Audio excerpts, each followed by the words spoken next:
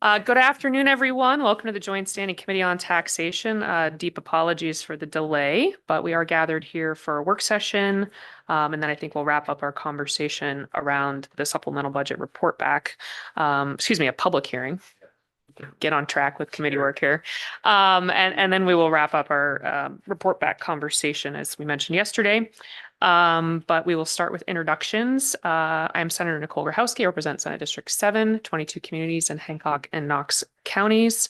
And I'm going to shout out Orland just because. Thank you. I'm Dan Sayre. I'm the House co-chair of this committee. I represent House District 135, which is the greater part of the great town of Kennebunk. Good afternoon. I'm Shelley Rudnicki. I represent House District 67, which is Fairfield and Benton. Hello, I'm Tracy Quint. I represent House District 8, 47 communities in Washington, Aroostook, and Penobscot counties, and that includes many unorganized territories. Hi, I'm Scott Harriman. I represent House District 94, which is part of Lewiston. Good afternoon. I'm Gregory Swallow. I represent House District 7, which is Holton, Linneus, Ludlow, New Limerick, and Oakfield. Good afternoon. I'm Representative Ed Crockett from District 112, which is part of Portland and part of Falmouth.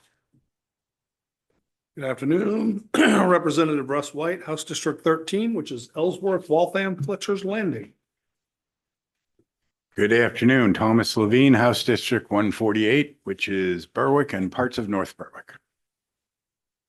Thank you all. We also have with us our committee clerk, Elena Ray, and our analysts are probably surprised that we're starting since the Senate isn't done, but good news, it's all being recorded, so I'm not super worried. That also means that if and when I have to leave to vote in the Senate, you all better be on your best behavior because it will be recorded and I can go back and watch and see if you drive this train right off the tracks. No problem. Thank you all for being here. So with that, I'm going to open a public hearing on LD 2222, an act to establish municipal cost components for unorganized territory services to be rendered in fiscal year 26-27. And welcome our very own Representative Sayre to present the bill on behalf of those that really have done the work on the bill. No offense, Representative Sayre, but I think he'll explain in a minute. I think my testimony will say that very thing. Senator Grahowski, friends and colleagues on the Joint Standing Committee on Taxation, I am Dan Sayre, and I represent House District 135, the greater part of the town of Kennebunk. I present for your consideration LD 2222. An act to establish municipal cost components for unorganized territory services to be rendered in fiscal year 2026-27. I submit this bill on behalf of the administrator of the unorganized territory pursuant to the Maine Revised Statutes Title 36, Section 1604. This bill establishes municipal cost components for state and county services provided to the unorganized territory that would normally be paid for by a municipality. The municipal cost components constitute the property tax for the unorganized territory. The bill also provides for a one-time prepayment in fiscal year 25-26 to the unorganized territories of Washington County and requires recovery of the prepayment through the municipal cost component on or before June 30th, 2027. This bill will not affect budgeted general fund revenue or appropriations. The amounts in the bill for the state costs included in the municipal cost components are based on budgeted expenditures for fiscal year 2026-27. These costs are incorporated into the tax assessment for the unorganized territory, which is collected as dedicated revenue to the Unorganized Territory Education and Services Fund. Transfers are then made to the other dedicated accounts for certain expenditures related to the unorganized territory and to the general fund to reimburse for actual general fund expenditures that are included in the municipal cost components. It is my privilege I skipped a line here. It is my honor to present this bill to you, and it is my privilege to refer your questions to the experts who will follow me. Thank you for your time and consideration. And I will take any questions you wish to address to me, but I may defer them. Thank you, committee member and colleague Representative Sayer for your testimony. Are there questions from committee members that are very difficult that you could please consider posing? Representative Rudnicki. So, Mr. Chair or co-chair, do you want to explain why we're giving Washington County extra money or prepayment? That is the precise kind of question that I would like to leave to the people behind me to explain why this prepayment, this payment for a limited period of time is being made. Nice try. I think you're all set, Representative Sayer. Thank you very much. Representative Friedman, Thank would you you. like to introduce yourself? Thank you, Madam Chair. Gary Friedman, representing the towns of Bar Harbor, Lemoyne, Mount Desert, and Cranberry Isles. Excellent. We will now proceed to taking testimony in support of LD 2222.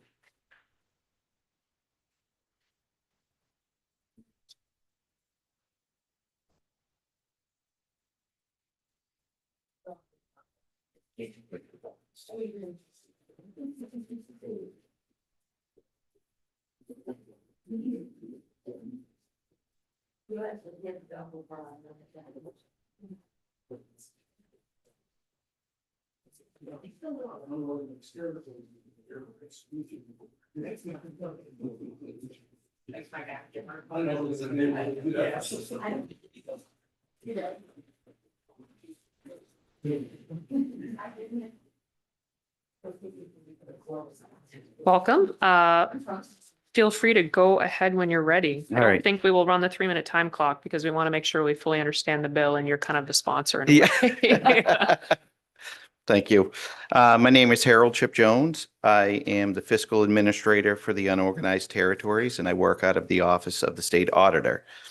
Senator Gurkowski, Representative Sayre, and distinguished members of the Joint Standing Committee on Taxation. My name is Harold Chip Jones, and I serve as the fiscal administrator for the unorganized territories. I'm here today to testify in support of LD 2222, an act to establish the municipal cost component for unorganized territory services to be rendered in fiscal year 26-27. This legislation is presented annually in compliance with Title 36, Chapter 115, the Unorganized Territory Education and Services Tax. Unorganized territory, the UT, property taxpayers receive municipal type services from agencies and from their counties within the unorganized territory tax district, which was created by legislation in 1977. This legislation established a special purpose tax to coordinate, contract, and provide municipal type services to the UT because there is no local incorporated government. Most of the UT is remote, rural, and represent approximately half of the state of Maine's land area. It is a challenge to provide these municipal services to small populations of less than 9,000 residents and businesses scattered across half the state of Maine. UT is growing by population, and with that, services are needed. State and county officials are challenged financially to provide these services across such a large area. This bill funds the municipal services provided to the UT residents and taxpayers. LD 2222 contains the proposed FY27 UT municipal services budgeted from 6 agencies and 10 counties that have been summarized and drafted for presentation to the legislator. All costs associated with the UT municipal services are funded by the UT, assessed and collected through property taxes. The UT municipal services provided by state agencies and counties are known as the municipal cost component. The total UT budget falls into the following categories: state agency services, county tax increment financing, and county taxes. Overall, the total estimated FY27 municipal cost component legislative funding request before county taxes and overlay is $38,309,124, which is a $4,484,304 or 13% higher than the budgeted from FY26. The next page illustrates how it gets broken down. And I'll keep moving on because it is quite lengthy in there, but the diagram shows how the process goes through and where the money is going to. State services budget, the total for FY 27 state agency budget is $19,616,000, $16,448, increased by $675,568, or a 4% increase from FY 26 state agency budget. The primary increase for this is education budget of $538,757 from an increase in the number of students attending, which I will say the UT is an anomaly when it comes to that. Most other RSU or school districts are not increasing student population, and the UT is. Building improvements in special education, LUPC increased of $72,233. The LUPC budget is set by and equal to a 14.014% of the state's evaluation, and that's just in the UT area.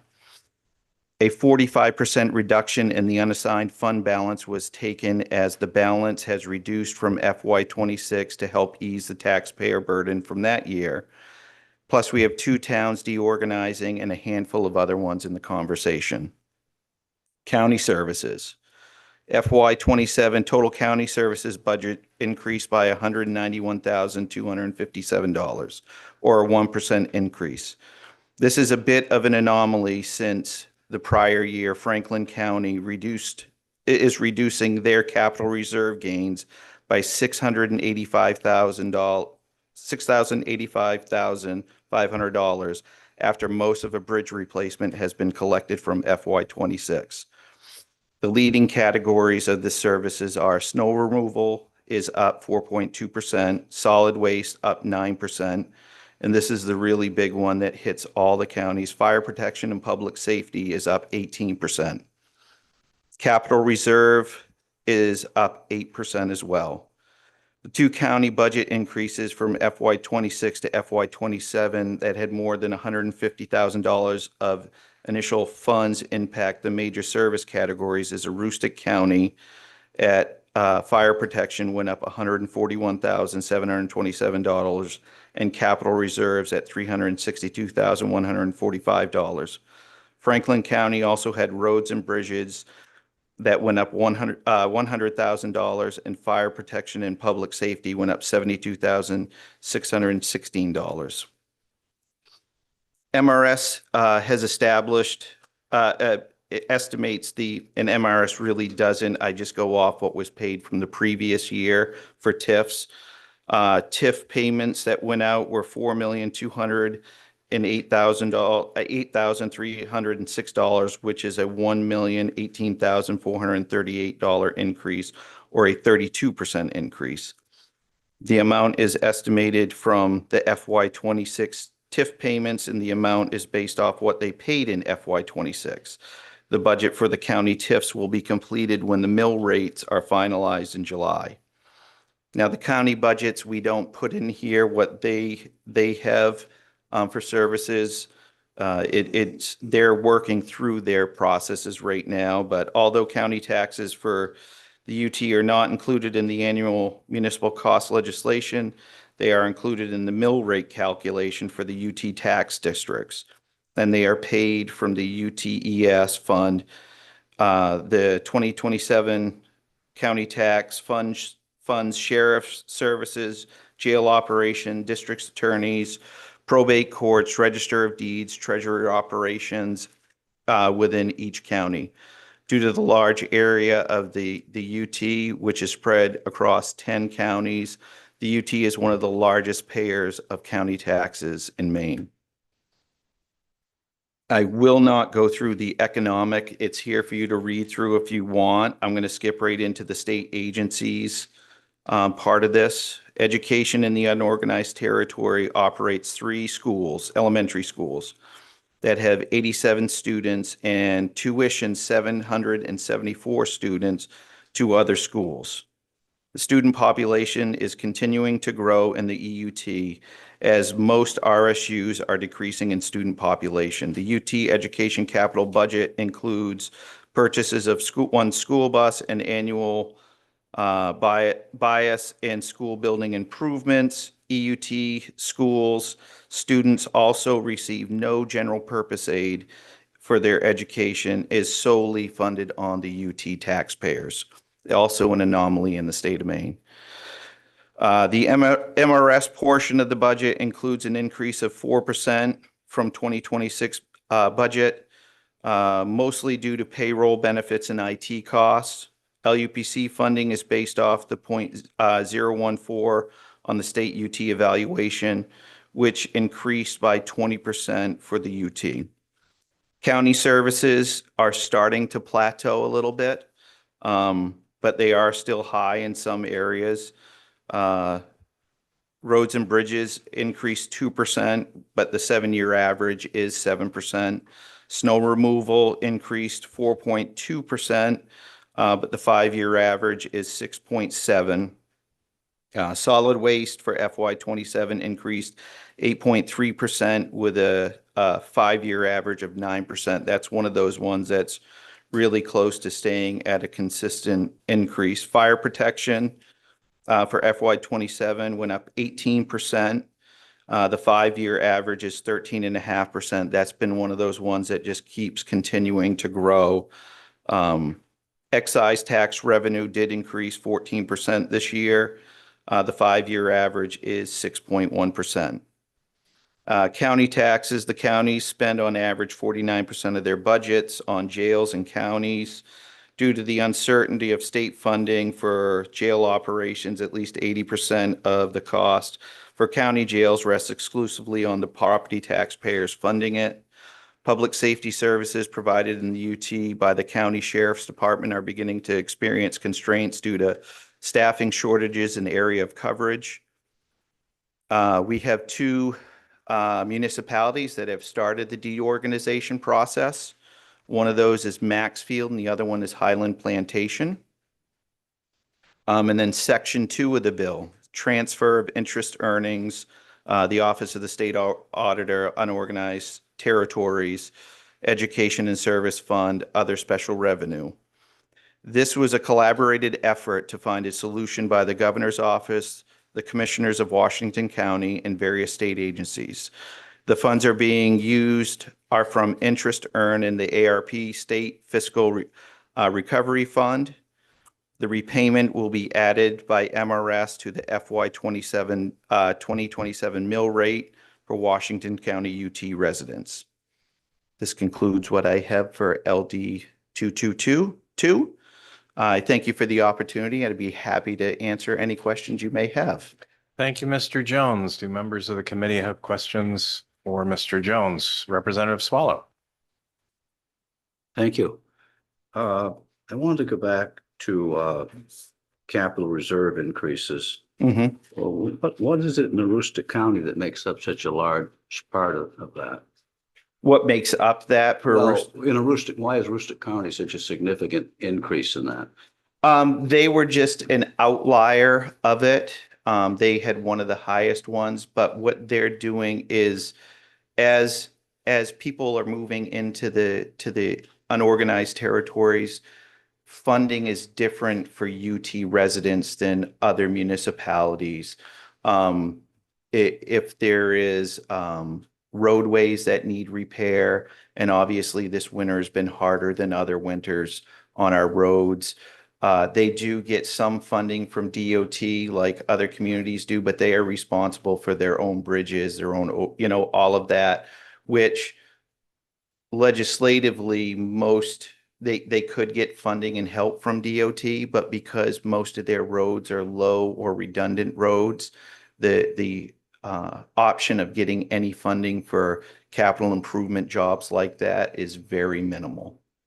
So just like a lot of municipalities are doing now, they're coming out of the COVID era and they've spent down a lot of their reserves and they're starting to see that they have a lot of ground to gain back. And that's why a lot of them have done that.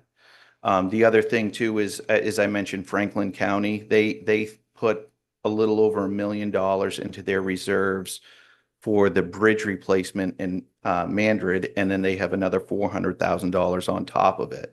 There is no other way to collect that money but from Franklin County UT residents. And that's, I believe it's like a 75 foot one lane bridge that spans a river. So a lot of these costs, they're starting to see this, and a lot of these costs are building up in these in the UT, and they're looking back at themselves and going, do we have money for this? And they're starting to project out what is needed. And Aroostook County is such a large UT area that I think they are really starting to look through it and starting to evaluate what is needed. Just follow up, yeah. One other question. I doubt you can answer it, and it's okay. But as far as education in the UT, do you know if the percentage of special needs children are higher than the state average in the UT areas? I can find that out. Could you? Yeah.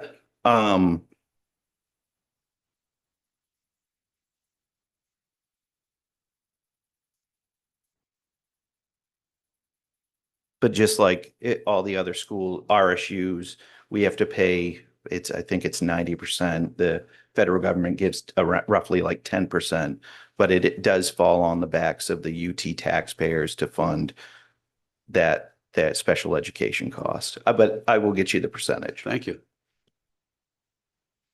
Other questions? Representative Friedman. Thank you, Mr. Chair, and thank you for your presentation. I've 2 questions for you. So one, just to understand the bill, the UT is basically asking you to do the same thing that many of the towns in Washington County are doing and prepaying. Is that right? It's just Correct. just take special legislation. The other is, how come the state doesn't kick in aid to education in the UT? It's essentially it's a legislation issue as far as when it comes to general purpose aid. It is specifically mandated that superintendents put in the information.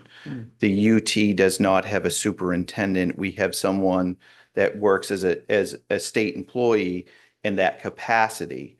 But currently, I think Senator Baldacci has that legislation to help fix that in his hands. So hopefully we can rectify that soon. And one follow-up, please. Is the cost per pupil of education in the UT comparable to statewide averages? Do you know? For the elementary schools, the 3 that they operate, they are a little bit higher than the state average. The tuition students, it's hard to say because they're paying the tuition to go to that school that has set that. So I don't think they're above state average, but I think they're right around that same location. Thank you. Representative Quinn. Thank you. Back to the school and funding. They receive no general purpose aid, but do you find though that the transportation costs taking children from UTs to the schools where it is a big financial difference? And if so, can you kind of explain a little bit of that? So they do the EUT, the Education, the Unorganized Territory, does pay for the transportation of the students. Unfortunately, it is a state position as a school bus driver. They always try to hire first and supply a bus. But because our pay is such a difference between the outside, we have lost that ability to hire. And now where we used to fund a bus and maybe pay a driver like $25,000 to transport those kids back and forth, we're now at close to $200,000 or more to do that same service. And again, we can't hire somebody, to drive those buses. So we have to transport those kids back and forth to school. And that's just, it's one of the realities that we're facing now.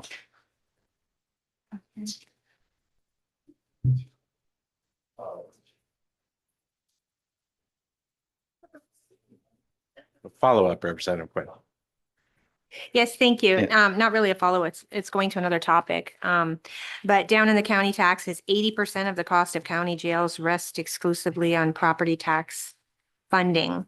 And so the portion of that that's going to the UTs with the increases that you're proposing, do you have any information on that? I do, when it comes to the county, this is all stuff that I've gathered and received from the counties themselves. The increases that we see, and I will just go back to it. A few of the major reasons for the increases is TIF payments have gone up quite a bit.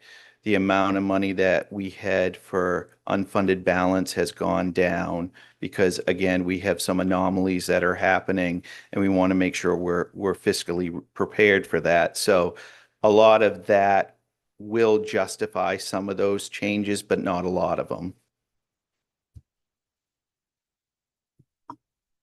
Representative Rudnicki.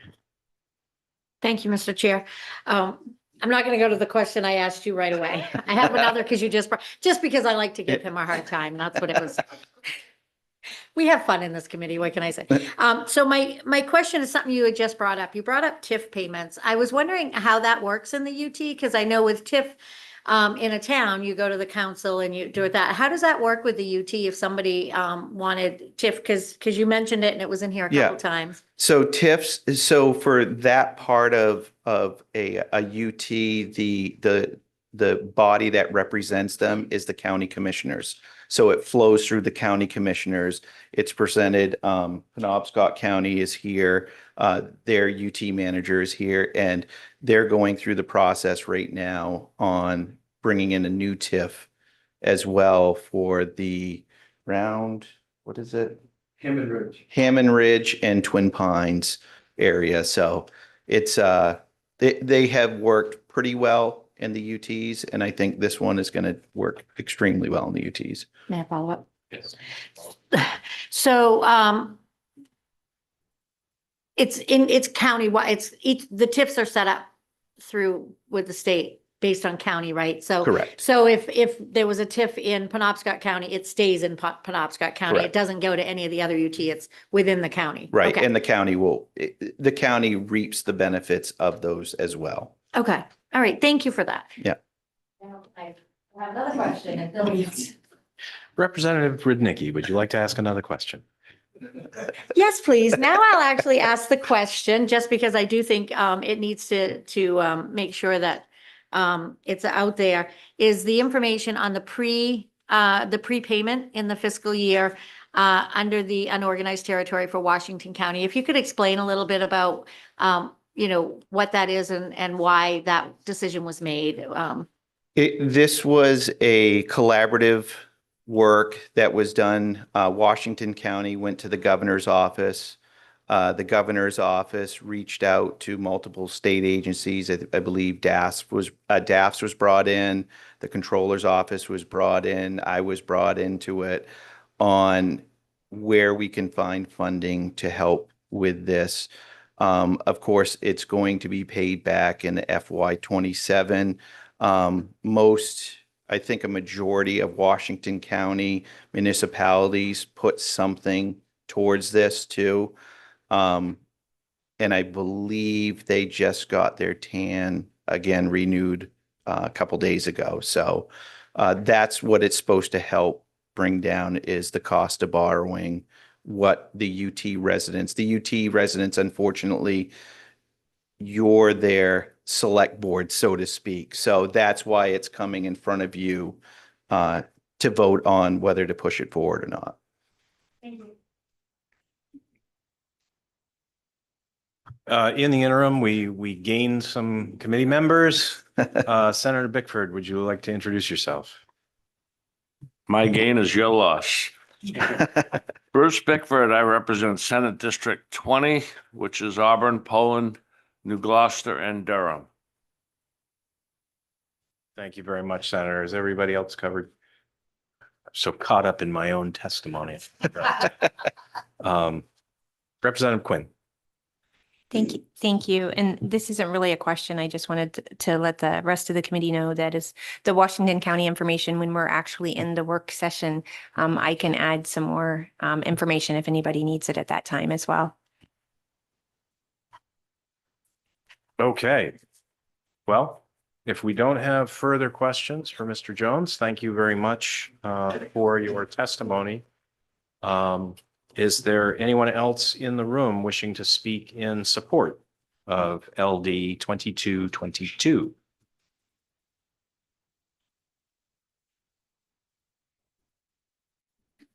Do we have anyone online wishing to speak in support of LD 2222?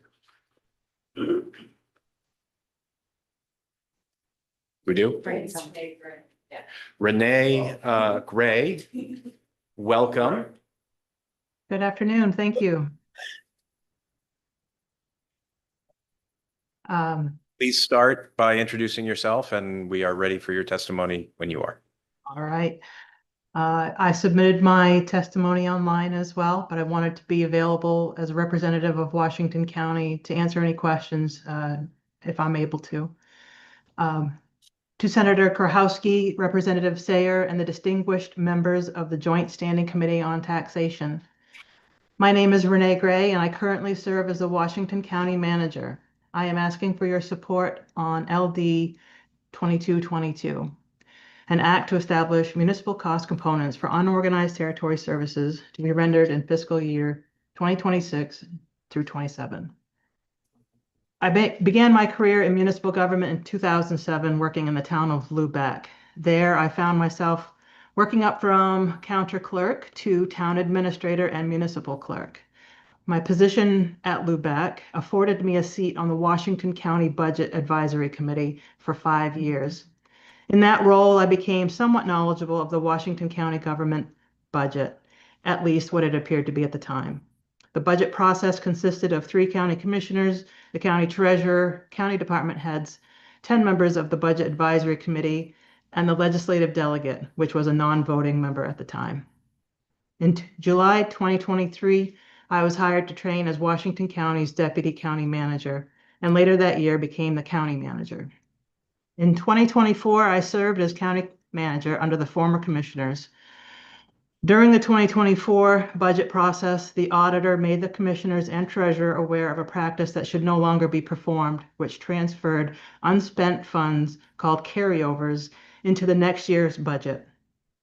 What the county has since learned was this practice was conducted for about 5 years prior using unaudited figures. In short, Washington County government did not tax enough to the municipalities to cover the budgets for 2020 through 2024. In 2025, 2 new county commissioners were elected, and later in May 2025, the governor appointed a replacement county commissioner for District 3 after resignation, left this position vacant.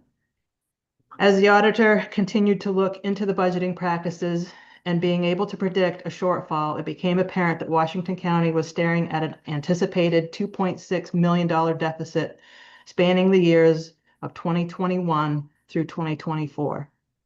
The reason this deficit went unnoticed for so long was the presence of American Rescue Plan Act, ARPA funds in the general account.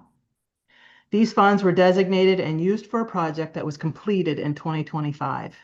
This, therefore, removed the cash flow source the county had been using. Washington County's fiscal year is January to December. State statute sets the due date for county taxes as September 1st, with interest to begin accruing November 1st. This means counties have to operate 9 to 10 months on available cash on hand or reserves. For years, Washington County has had to utilize tax anticipation notes to supply cash flow. In mid-2025, the county had exhausted all of the available tax anticipation note, loan, and all cash flow in the general account. It became apparent the need for additional TAN funds.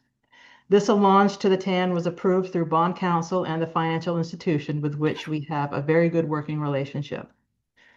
Once those additional TAN funds were also exhausted, the new provisional treasurer, who was appointed by the commissioners and also performs the duties of a finance director, helped us to understand that Washington County would not be able to pay back any of the 2025 TAN and still be able to continue county operations, such as jail services, sheriff patrol, RCC emergency dispatching, registry of deeds, probate court and services, emergency management agency, and district attorney services.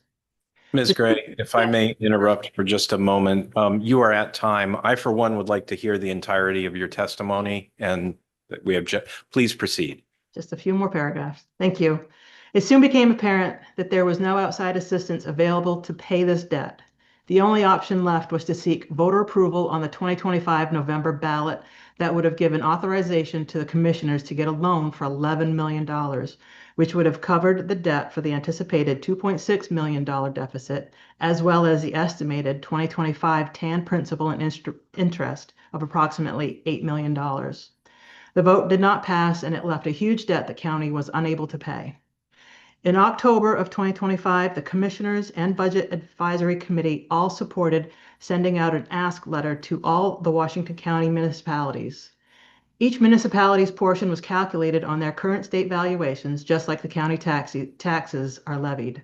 Of the 45 municipalities, tribes, and unorganized territories, 35 paid their portion and considered it a prepayment for their 2026 taxes. This action allowed for the county to not default on the TAN, and it was paid in full on February 18th, 2026, just shy of the maturity date of February 20th. With the municipalities paying their 2025 county taxes and the prepayment for the 2026 county taxes, the 2025 TAN did not have to be exhausted. The total principal borrowed was $6,749,800, and interest was $246,204.70, bringing the total due on the 2025 TAN to $6,996,004.70. For municipalities that paid their portion of the 2025 TAN based on the predicted $8 million, they now have a credit. This will be applied to their 2026 county tax bill unless they request a refund for the overpayment. The Washington County Commissioners and Budget Advisory Committee respectfully ask the unorganized territories portion of the 2025 TAN be paid. The county services this portion represents have already been rendered. This has been calculated as of February 5th, 2026 for the purpose of submitting the information for this bill. That calculation is $640,670. This amount also can be found on the Unorganized Territories 2026 County Tax Bill, which was just sent out this week. In closing, I would just like to recognize the immense collaboration this effort took.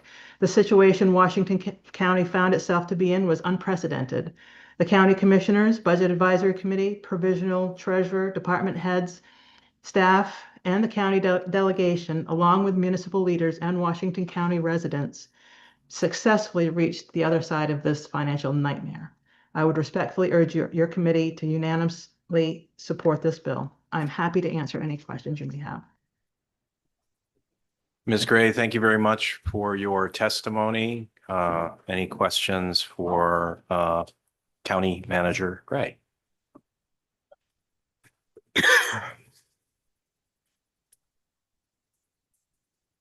I have one, which is simply that it's my understanding that this $640,000 payment that we are authorizing is a prepayment. It is a timing change, not an additional allocation from the state from funds that are otherwise to be paid. Is that correct?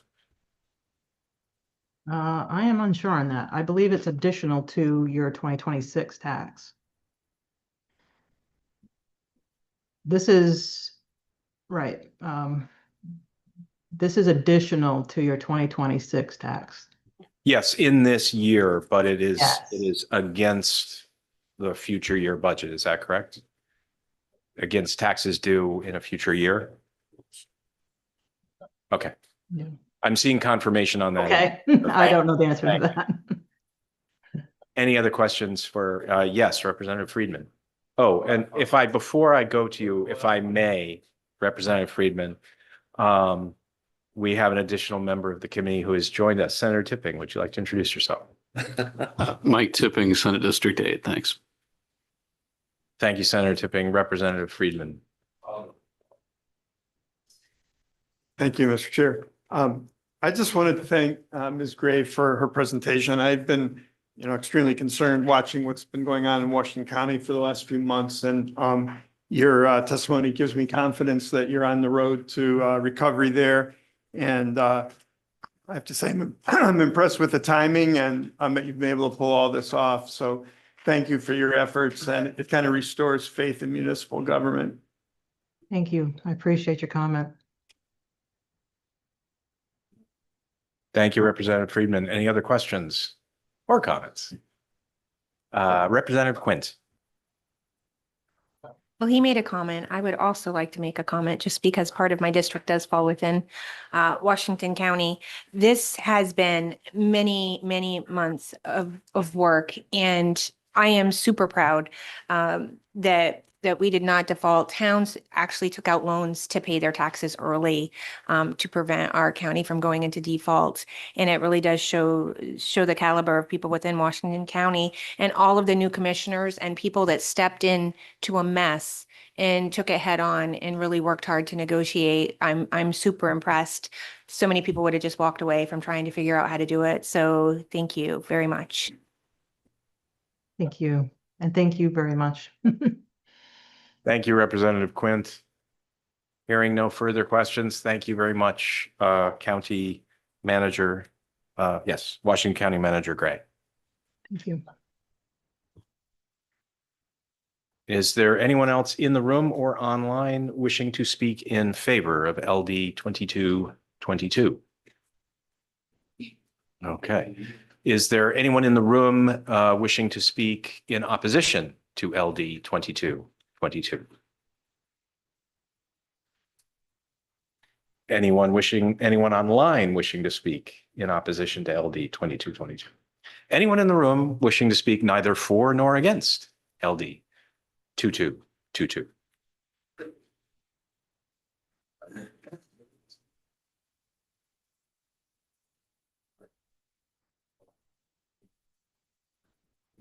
Thank you. Please sign in at the podium, introduce yourself, and begin when you are ready.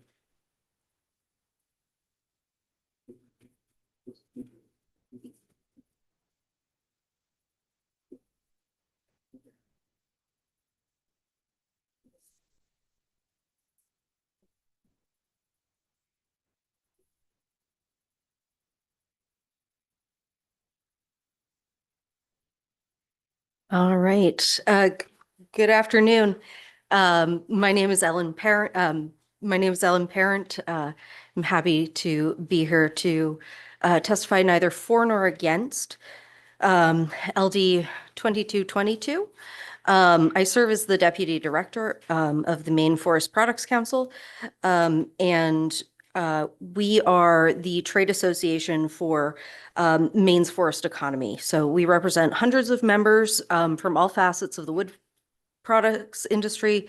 We have pulp and paper mills, sawmills, secondary wood processors, foresters, loggers, truckers. We also represent commercial landowners, sustainably managing more than 8 million acres of forest land, much of which is in the unorganized territory. I'll also just note that I did learn to read at one of those schools in the that we're talking about. So if I mess up, you can blame it on the state. In essence, this bill is a budgeting process, not unlike that which occurs in each of your organized towns. One of the differences is that a full and detailed budget for the entirety of the UT is not available to the public to allow for a robust and full debate.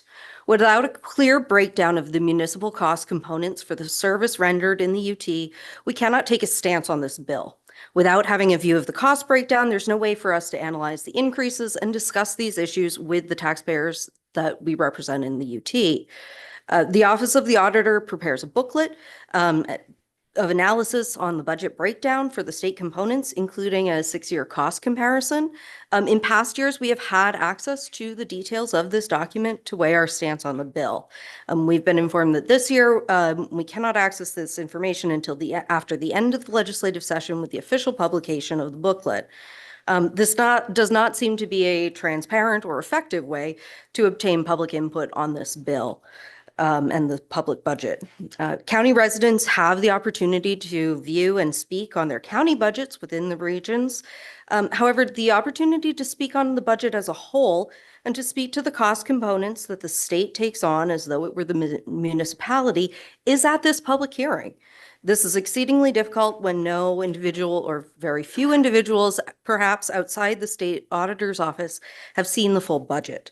This goes against some of the laudable efforts of this body to increase transparency and reduce the number of hearings held at the 11th hour without the insights of those most impacted by the legislation. We would urge the committee to work to find a path forward where interested parties can provide meaningful testimony. We appreciate the opportunity to provide our insights, limited though they may be, and are happy to answer any questions given what little we know. Thank you very much, Ms. Parent. Any questions for Ms. Parent from members of the committee? Representative Quint. Always look this way. Thank you for the acknowledgement. So I have a question. I understand what you're saying about the budget and the budget process, but does your organization, do they actually deal with the county budgets where some of this would be discussed? So so for us, we have landowners who have land in those budgets. They're part of our membership. So yes, they would deal with that. When we have the county numbers, we are able to do that, but on the state portion, we don't have that information. Follow up, and it may not just be for you then. With the state, I was under the understanding that the state is getting their information from those county budgets coming forward to them. And so would the information be the same? So it would be, but we don't have a full break, like we don't have all of that information. And we've asked the state auditor for it, and it's not been provided to us. One more follow-up then. For all of the different UT territories that your council is involved with, do you actually have the county budgets for the, are those available for you? Where you can see that, or is that still off? That I am not sure of. We were asking just for the municipal cost comparison. I could certainly, we can look into that and see if that is something that perhaps the state auditor has available to us. But we were just looking for this breakdown. Okay, thank you. No, I just wanted to make sure that there was information out there that people can see overall. And also know that on the county level too, I've been encouraging people from the UT to get involved, to pay attention to the budget committee hearings there, and, you know, try to weigh in on that area as well. So more so just the question was for me to find out if in fact that information was available across the board that way. So thank you. Yep. Other questions for Ms. Parent?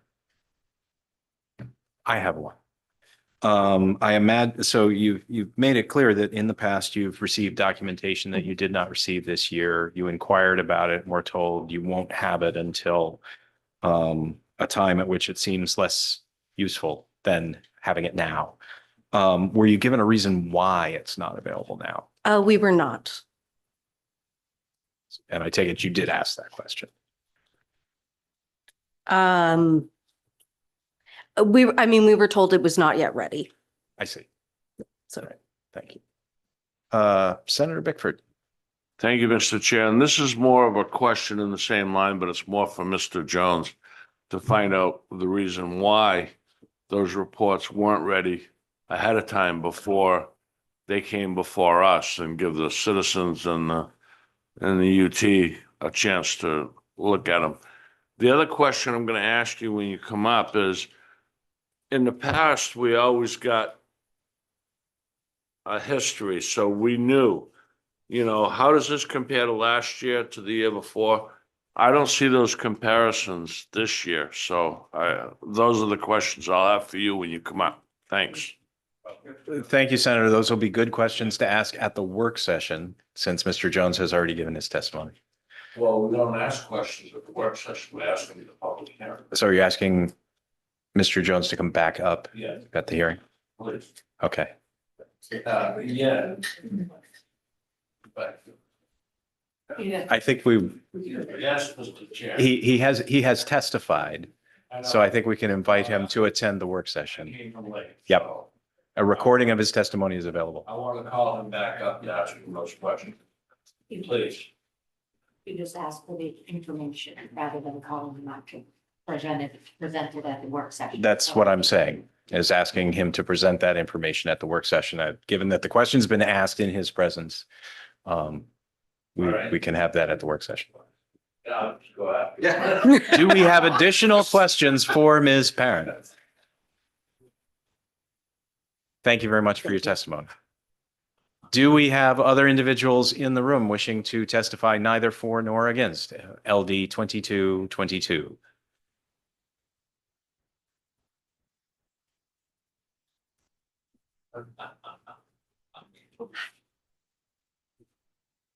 There you go. Thank you.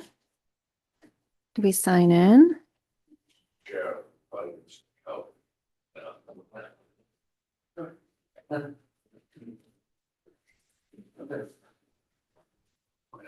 Please sign in. Please introduce yourself, Representative, when you're ready. All right. Thank you. Good to see you. I'm Elizabeth Caruso. I represent House District 72, which is much of northern Somerset County, including about 20 unorganized territories and plantations. I am here in two capacities. One is I have the testimony from my Somerset County administrator that I'd like to read, and I believe it was submitted. And then I have some comments on behalf of my constituents. His name is Tim Curtis. If you are going online to follow, that would be great. So this is Tim Curtis. His testimony is in support of LD 2222. And he is the Somerset County Administrator and President of the Maine Association of County Clerks, Administrators, and Managers, and he is speaking in support of LD 2222. This bill is essential to the continuation of services to Maine's unorganized territories. 10 counties, Aroostook, Franklin, Hancock, Kennebec, Lincoln, Oxford, Penobscot, Piscataquis, Somerset, and Washington, partner with the state to provide services to the approximately 25,000 property owners in Maine's unorganized townships. The increases in municipal costs components in LD 2222 reflect good stewardship by the state and the counties, with overall state service increases being held to 3.4% and overall county service increases held to 1.14%. However, a significant decrease in the use of unassigned fund balance from last year will result in property tax increase to the UT taxpayer.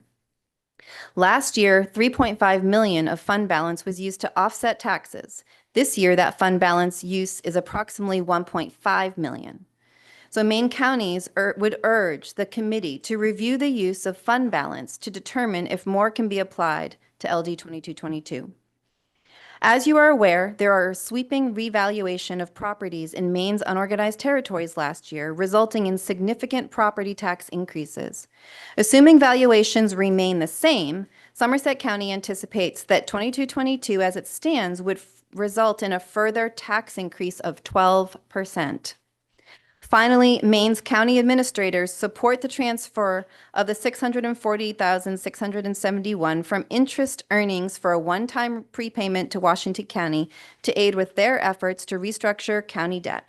This effort is aligned with 2/3 of municipalities in Washington County who have made a similar commitment. Thank you for your consideration.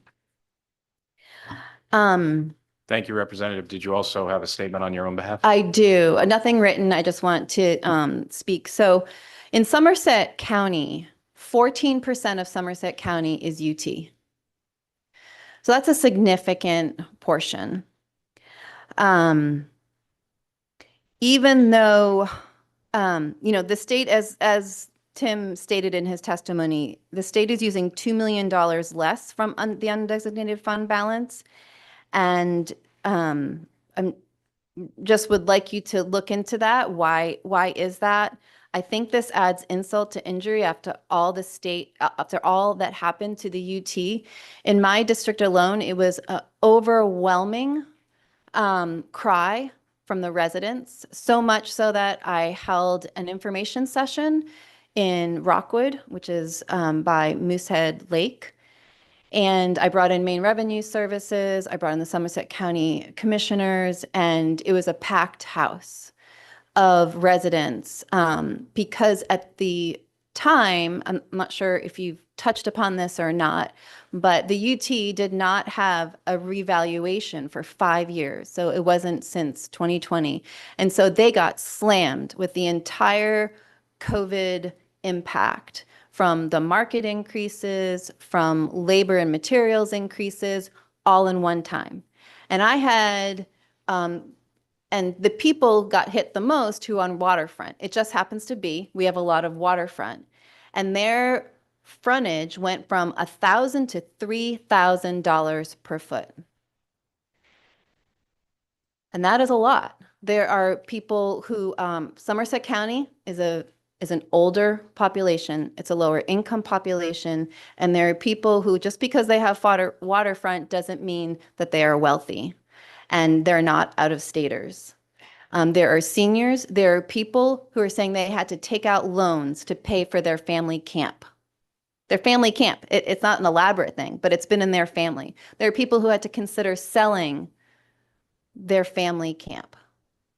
And that's not the role of government, in my opinion. And it really concerns me that this is going to increase by 12% what they're already crushed under.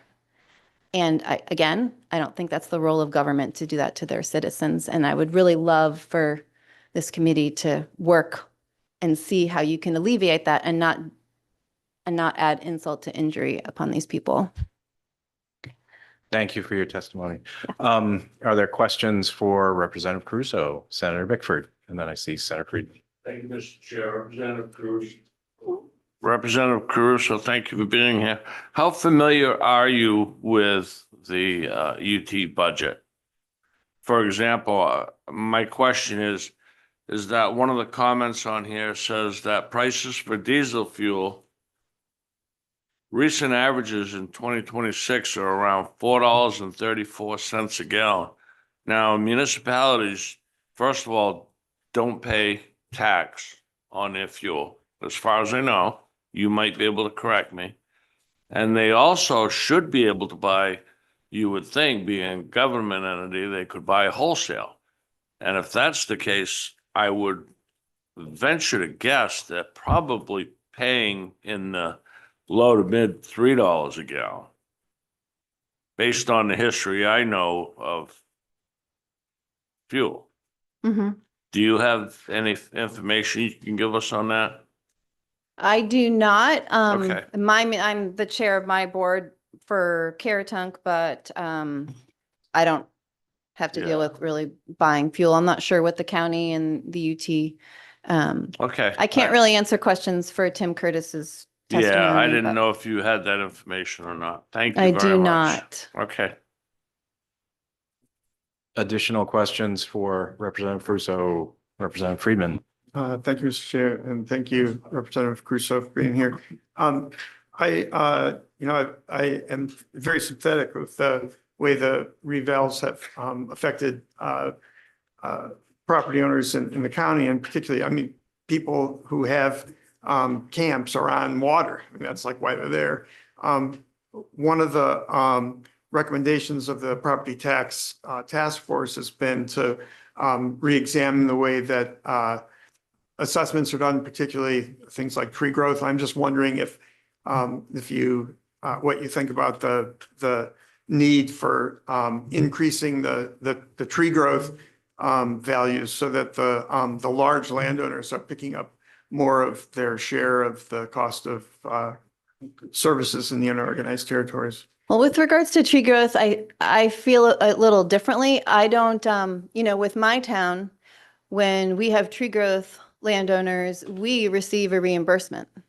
And every town will receive a reimbursement for tree growth. The UT does not. And what that does is it shifts the tax burden away from the landowners to the residential taxpayers. And I think that's unfair. And I really hope that we can do something for that.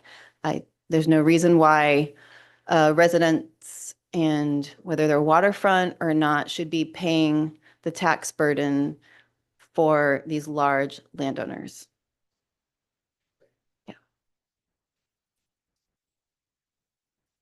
Other questions for Representative Caruso?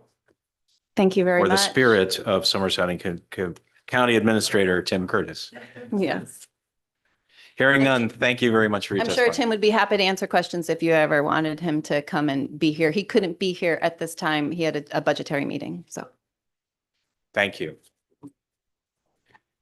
Any other individuals in the room seeking to testify neither for nor against, or who are here to testify on LD 2222, whom we have not heard from? She's gone. Hearing none, I believe we have completed our work, and I will close the public hearing on LD 2222. Just in time. So glad to rejoin you all. I would like to take a 15-minute break so that Rep. Sarah and I can have an opportunity to talk with our analyst about progress on the supplemental budget report back and see what the status of that is. And then we can regroup briefly to sort of wrap up that work. So I propose we take a break until that is not 2:46 a.m. 3:25. Thank you very much.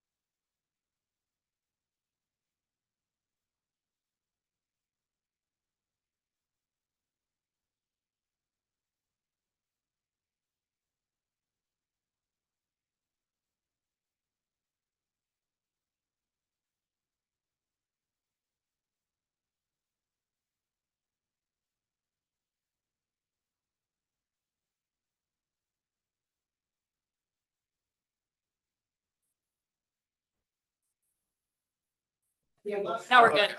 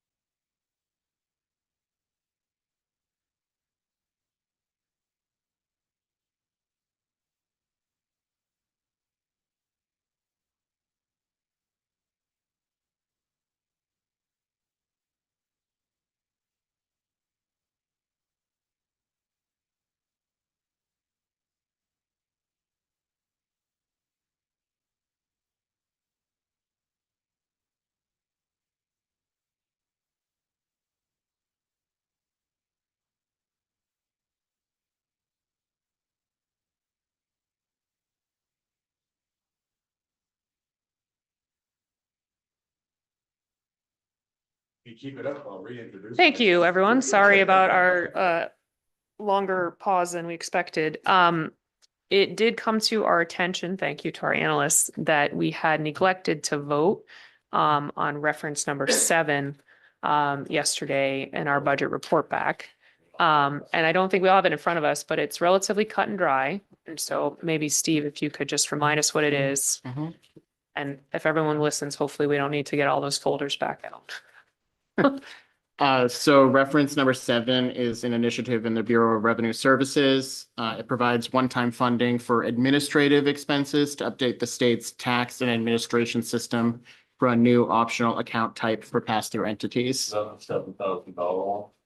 No, 438,771. So their justification is that the pass-through entity tax type is going to require MRS to establish rules for taxpayer election for PTE registration, create and adopt the new tax return, develop business rules for the processing of tax return line items, and configure the interfaces and modes necessary to receive and process the new returns. The vendor's configuration of the functionality to accept, process, post, and allow taxpayers to file for this new tax can't begin until the basic form, line items, and the rules for the processing of the information have been published. Senator Bickford? Thank you. And that all takes effect January 1st this year. So we're not looking back. So we don't have a lot of backtracking to do. Is that right? The appropriation is for fiscal year 26-27 in the form of 438,771. Hopefully that's familiar to committee members. Did folks have any questions about that? Senator Bickford? This might be for Dr. Allen. I'm not sure, but the amount of money that we spend on IT for main revenue, I'm wondering if it would actually be cheaper for us just to own an IT department and not have these immense expenses year after year. Just throwing it out. So that's something the committee wants to discuss in detail at this time? Okay, I mean, I appreciate the question rhetorically, but I don't know. Okay, I will say I did speak with Dr. Allen about the cost projection and if how we voted the pass-through entity tax yesterday changed their estimation of the cost, and the answer was no, it's consistent. So just wanted to let everybody know that, because we had been sort of holding off on voting this until we knew if there were changes to that line item. Go right ahead, Senator Bickford. I'd like to move in reference number 7. Okay, there's a motion to move in reference number 7 from Senator Bickford, seconded by Representative Sayer. Thank you. Any further debate or discussion on this item? Okay, I will repeat the motion as we have members who are coming back. The motion was to move in reference number 7, which was the item that paid for the administration and the sort of the startup of the pass-through entity tax system.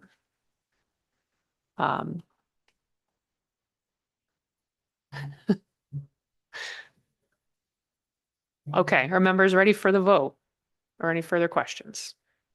Okay, all in favor of moving this item in, please indicate by raising your hands. We have Representative Swallow, Representative Harriman, Representative Quinn, Representative Rudnicki, Representative Sayer, Senator Grahowski, Senator Tipping, Senator Bickford, Representative Levine, Representative Friedman, and Representative White. It's unanimous of those present. Thank you all very much.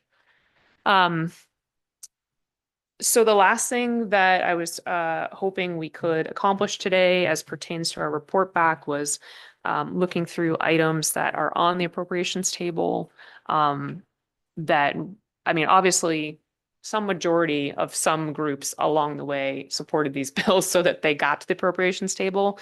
My hope here was that if we might identify just a couple that were not extremely expensive, if you will, that we thought would be make a very meaningful difference for the price tag, that we might make a recommendation to the appropriations committee that they consider looking at those in their budgeting process, not waiting till the appropriations table. In saying that, I want to recognize that many of these items are important to me and to people that I represent. So I don't want to list them all because I think then we won't get the attention of appropriations. If we say you should fund everything that we asked you to, that won't maybe get through. You might need that. Oh, you might need it. Yeah, maybe we can share, or who am I sharing with? Okay. I won't write on it. I will share it. Okay. Sorry. Sharing is caring. So I just wanted to offer this opportunity for the committee to make some recommendations along those lines.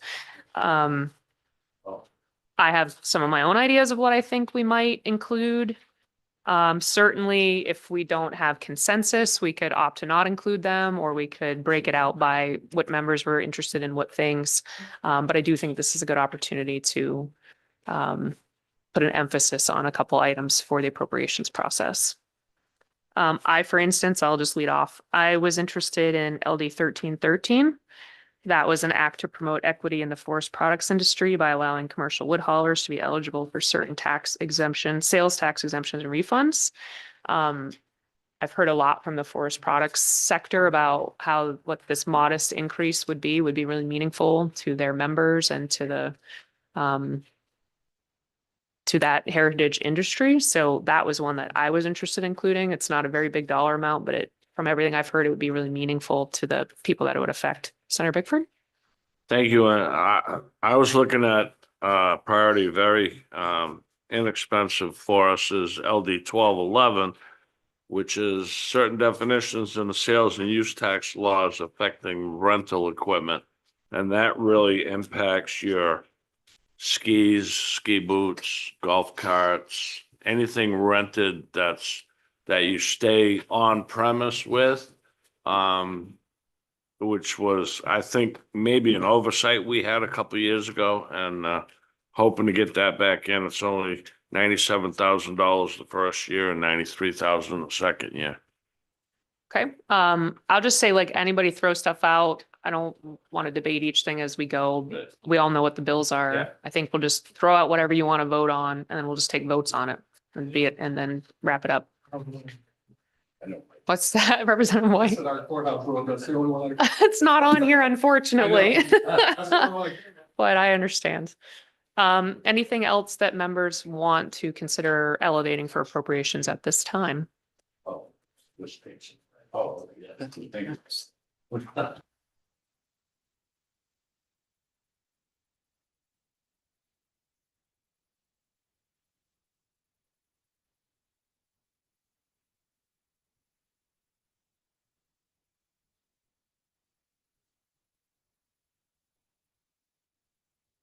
Are there other bills that members are interested in? Wow. Okay. Representative Friedman. I would like to elevate the three tax bills that we reported out, that are, pardon me? Well, there's 229. Is 229 is Matt Lax. 229 is within the possession of the Taxation Committee again. Right, but but then 1089 is on, 1879 Rep. Kluger's bill, isn't that on the table? So that one I'd like to elevate as well. The other thing that I'll say is our analysts are working very hard to compile all of our votes, especially given that we had to vote on a number of things that didn't have specific actual lines in the budget. It's a more complicated report back than is typical. So what I'd like to do is offer the opportunity for all members who have not voted or would like to include any sort of narrative portion in the report back attributed to their names to get that to our analysts by 10 a.m. tomorrow. And that means that if there are members that have particular things that they want to highlight that relate to budgetary issues that are not evident through the votes that we've had, that members could work on that and say, you know, for example, Representative Friedman wanted to highlight for the Appropriations Committee this sort of, you know, in a statement. That way we all have an opportunity to talk about things that we think are valuable to talk about. But we don't put our analysts in a position of trying to put word, like to write things that are things that we want to say in our voices. I think that is a little difficult. So for them. you're asking me to send a memo to you? What I about think, these two I think we bills? can talk a little bit about that. Like caucuses certainly are welcome to talk to each other. Individual members could write their own thing. I just want to streamline this process. Where we are trying to wrap this up and get it to appropriations tomorrow. But it is obviously an opportunity for members to share more feedback than is maybe evident in just the vote. But we don't have a lot of time to do that or work that out right now. So I'll open that opportunity, make a deadline, 10 a.m. To make that happen. So does that help sort of make it clear? Senator Tipping? Thank you. I think I understand that. And I think for last time when we did some amount of narrative reporting back by caucuses, which may be appropriate here. I would say for these, and just maybe to try and keep us on track, because your request was just throw out LD numbers, we vote on them, get it done. And now of course I've lost it. LD 1099, diapers and the sales tax, maybe one that we find some unanimity on as well. Thank you.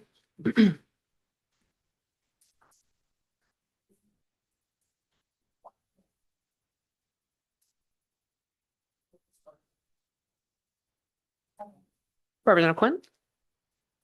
When is this letter going to appropriations? So our analysts are working on it right now. I don't know, Steve, if you want to give any kind of update on that, but we're working on it. It obviously won't go before you see it. I mean, ideally, I think we'd like to have a draft to you for review by tomorrow evening. Not necessarily to appropriations, but we want to get something out because we know that you guys have done a lot of work on this. And it's also a lot of work for us, but so ideally you should see something that we hope that you are happy with by tomorrow night. And in terms of when it goes to appropriations, we haven't really decided that. I think the chairs and I maybe need to talk about sort of when they want to send it, but I don't know if that's helpful. Well, it is helpful just because I wanted to bring up something that's being worked on right now by Maine Revenue and also Maine Municipal, the 1506, the amending the property tax exemption of individually owned property. And we're trying to get the fiscal note off of that, which would be fantastical. But if not, if the 2027, 28, 28, 29, that was just a guesstimate number that was thrown on there. It's not like an actual number. And so just keeping that in mind, that is one that that was 1506. That was Greenwood's bill. It was unanimous, I believe, from committee that we really wanted to take care of that. And I'm just the information won't be back probably until Tuesday. I was speaking with Dr. Allen in Maine Municipal. So if the letter was going out before then, it wouldn't necessarily, but if we could do a follow-up or something. well, and I think that one we could vote to bring it to their attention at this time. And then if we have follow-up information around changing a fiscal note, that's something we can follow up with them on. But at least it would be in the report that this is a priority.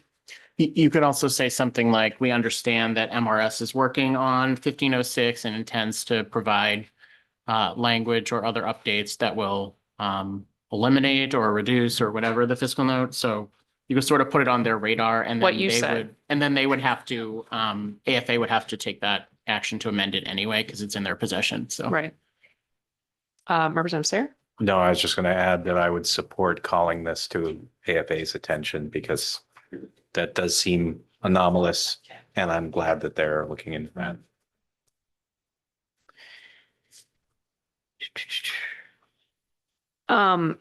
So Steve, to follow up on your comment about the draft by email, should we just plan to put a deadline in that email for committee members to get you feedback? We can decide that. Yeah, I expect when we send it out for your review that we will be giving you a deadline of which to hear your comments or questions or concerns by. And if you have any, then, we're happy to go over those with you and to go over them with the chairs if necessary. And potentially, if we need to, we could bring it back and talk about it at the committee level. But I think more than likely what's going to happen is we probably might mess up a vote or two, unfortunately. But we're going to try to make sure that we don't. But you guys have voted a lot of items, so.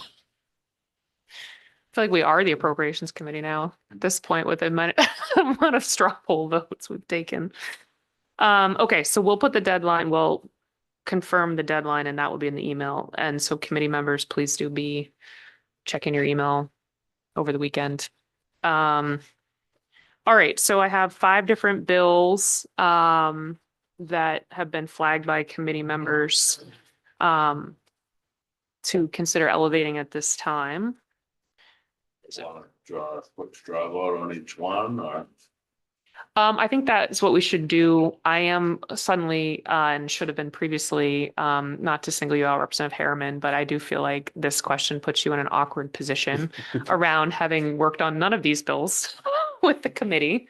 So, given that this is not official vote, if you want to abstain from voting for any of these and get more information and then report any votes to our analysts by tomorrow, I'm comfortable with that. Just for the sake of timing and not needing to discuss them all at length again. Does that seem okay, Representative Harriman? Thank you. Yeah, that makes sense because I'm coming in with this all being very brand new and yeah, I can take a look into them and report back over email. Okay, great. All right, so the first bill, I'm not going to go in a numerical order. Okay, put me on the spot here. Good thing I'm good at numbers. LD 1099. This was the bill that removed the sales tax on diapers for all ages, as I might summarize it. Yeah. All those in favor of elevating this to the Appropriations Committee for funding? We have Representative Quint, Representative Rudnicki, Representative Sayer, Senator Grahowski, Senator Tipping, Senator Bickford, Representative Levine, Representative Friedman, and Representative White. And opposed? Representative Swallow, and abstaining Representative Harriman. Thank you. Okay, next is LD 1211. This was an act regarding certain definitions in the sales and use tax laws affecting rental equipment, which Senator Bickford just summarized. I'll just say this was a bill that I supported the other report of, so I'm not going to support elevating this one at this time, just for transparency's sake and consistency's sake, but I appreciate other people's ability to do so within our report back. Any questions about this one? No. Okay, all those in favor of elevating this, we have Representative Swallow, Representative Quint, Representative Rudnicki, Senator Bickford, Representative Levine, and Representative Friedman, and Representative White. All those who are opposed? Representative Sayer, Senator Grahowski, and Senator Tipping. Thank you. Next, we had LD 1313. This was the one about forest products industry, allowing commercial wood haulers to be eligible for certain sales tax exemption refund. That was particularly on their hauling equipment, as I recall. Unanimous committee report. Any questions? All those in favor of elevating that? We have Representative Swallow, Representative Quint, Representative Rudnicki, Representative Sayer, Senator Grahowski, Senator Tipping, Senator Bickford, Representative Levine, Representative Friedman, Representative White. Thank you. Next was LD 1506. I would propose that we would vote not only about elevating this, but also having our analysts include a short sentence, as you described, about potential changes to the fiscal note. This was the personal property tax exemption, which we had proposed to eliminate. We proposed to eliminate it on personal property that was non-commercial. yes, exactly. Good. Yep. Non-commercial. Thank you. All those in favor of recommending this? We have Representative Swallow, Representative Quint, Representative Rudnicki, Representative Sayer, Senator Grahowski, Senator Tipping, Senator Bickford, Representative Levine, Representative Friedman, and Representative White. Thank you. I do. Sometimes I get out of breath, though. Put her out of breath if you hear that. That's not what I said. The last one that was elevated at this time was LE 1879. This was an act to support Maine's agricultural economy by increasing revenue from the corporate income tax. This was not a unanimous committee bill. I'm sure folks remember it, though. All those in favor of elevating this at this time? We have Representative Sayre, Senator Gurkowski, Senator Tipping, and Representative Friedman. All those opposed? Representative Swallow, Representative Clint, Representative Rednicki, Senator Bickford, Representative Levine, and Representative White. Thank you very much. So to reiterate, any members who are absent, we will work with our staff on outreach to them. They will have till 10 a.m. tomorrow to vote. Members have till 10 a.m. tomorrow to work on any kind of supplemental language you'd like to include. I would recommend that people not write treatises on tax policy. If you want appropriations to read it, members can feel welcome to submit those as individuals or as groups, and the statements will only be attributed to the people who submitted them. I think that is all of the business. Does that sound right, Steve? Yep, and just Okay. keep an eye on your emails. Yeah. Okay, keep an eye on your emails. And if you're not here to hear that, well, we hope that you get the email telling you to keep an eye on your emails. Thank you all very much for your good work. I'm really appreciative of everyone's efforts to wrap up our budget report back process. And with that, I will adjourn the meeting. Thank you.